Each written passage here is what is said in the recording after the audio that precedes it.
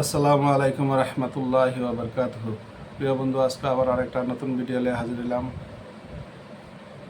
আমি doctor MS Alam. আজকের topic হয়েছে এই যে জন্ম থেকে নিয়ে প্রায় 2-3 বছর পর্যন্ত মানে প্রায় 7-8 মাস পর থেকেই তার জবান ফুটে। হ্যাঁ, আল্লাহ হোক বা মা বাবা হোক, দাদা দাদি হোক, নানা নানি সবের ডাহে। কিছুমান বাচ্চাল দেখা যায় প্রায় বছর দিন পার হইয়া যা, 1.5 বছর হয়ে যা, প্রায় 2 বছর হয়ে যা, তার আওয়াজ ফুটে না। আর আওয়াজ যদিও ফুটে, তুতলামানি করে, তার আওয়াজ ক্লিয়ার হয় না।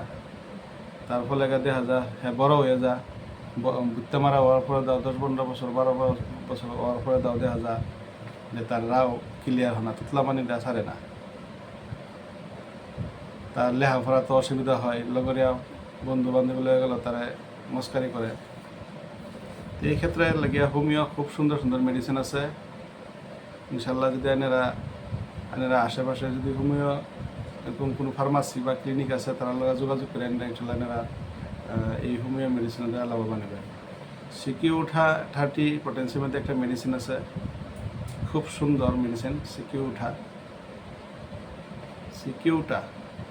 30 পটেন্সির মধ্যে, এটা যদি কিছুদিন ব্যবহার করা যায় ইনশাল্লাহ খুব ভালো রেজাল্ট পাওয়া যাব। তারপর কেলিব্রোম 30 পটেন্সির মধ্যে একটা মেডিসিন আছে।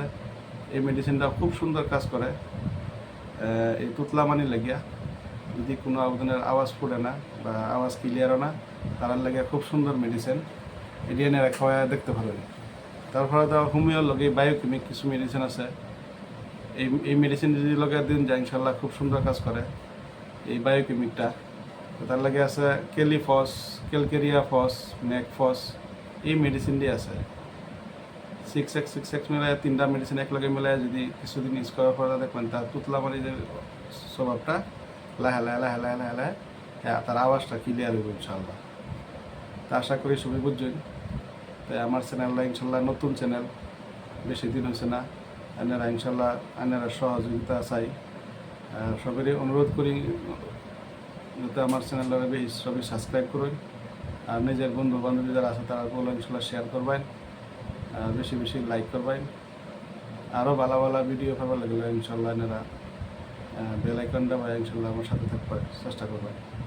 আমি যতটুকু পারি এনারা কমেন্টে রিপ্লাই দেওয়ার লাগে চেষ্টা করাম। আর দিনের কাজে লাগিয়ে থাকবেন ইনশাল্লাহ।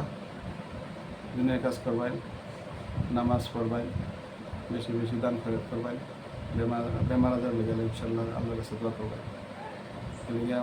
সদকা দ্বারা বালা মুসিবত দূরে হয়, বেশি বেশি করে সদকা করবেন ইনশাআল্লাহ।